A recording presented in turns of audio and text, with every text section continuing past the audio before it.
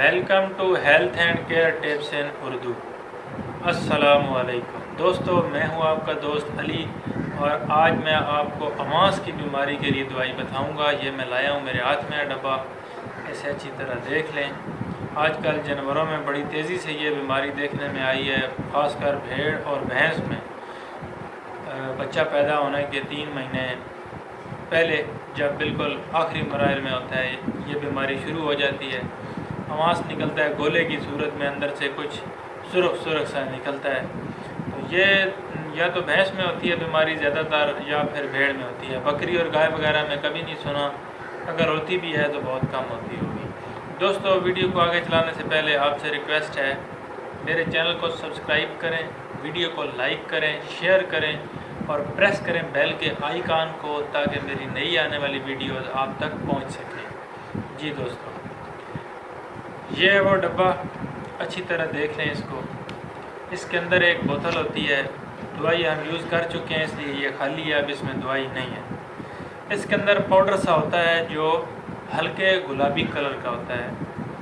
تو دوستو، آپ نے اس میں پانی ڈالنا ہے پاؤڈر میں، اسی بوتل کے اندر تقریباً اتنا ڈال لیں تاکہ اس کو ہلانے کی گنجائش رہ جائے۔ پھر اس کو اچھی طرح سے ہلائیں۔ جب آپ ہلائیں گے تو وہ شربت سا بن جائے گا، لیکوڈ بن جائے گا۔ پھر آپ نے ترکیب اس کی یہ کرنی ہے کہ بھینس ہے یا بھیڑ ہے، جو بھی جانور ہے، جس کو بھی اماس کی بیماری ہے، آپ نے اس کو چارہ زیادہ نہیں کھلانا۔ چوتھا حصہ جانور کو بھوکا رکھنا ہے تاکہ اس پہ پریشر نہ بنے، بیماری ٹھیک ہو۔ بیماری تب بھی ٹھیک ہوگی جب آپ جانور کو تھوڑا بھوکا رکھیں گے۔ اگر آپ پیٹ بھر کے زیادہ کھلائیں گے تو بیماری ٹھیک نہیں ہو سکتی۔ اور دل وغیرہ سے پرہیز کرنی ہے۔ دل ہو گیا، دل گندم کا جو دالا سا ہوتا ہے، پنجابی بھائی میں ہمارے دالا بولتے ہیں، اور KPK اور اس سائڈ والے راولپنڈی والے دل بولتے ہیں۔ تو جو گندم کو آپ دالا سا بنا کے وہ دیتے ہیں، تو وہ آپ نے نہیں دینا اماس والے جانور کو۔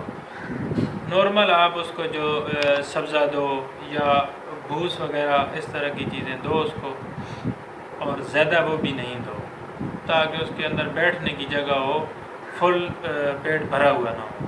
اور یہ آپ نے رات کو دینا ہے، جب چارہ کھانے کے 2-2.5 گھنٹے 3 گھنٹے گزر جائیں تو اس کے بعد 24 گھنٹوں میں ایک بار دینی ہے یہ دوائی رات کو۔ اس کے بعد اوپر آپ نے کچھ نہیں دینا صبح تک، اور 3 دن لگاتار یہ عمل آپ نے کرنا ہے۔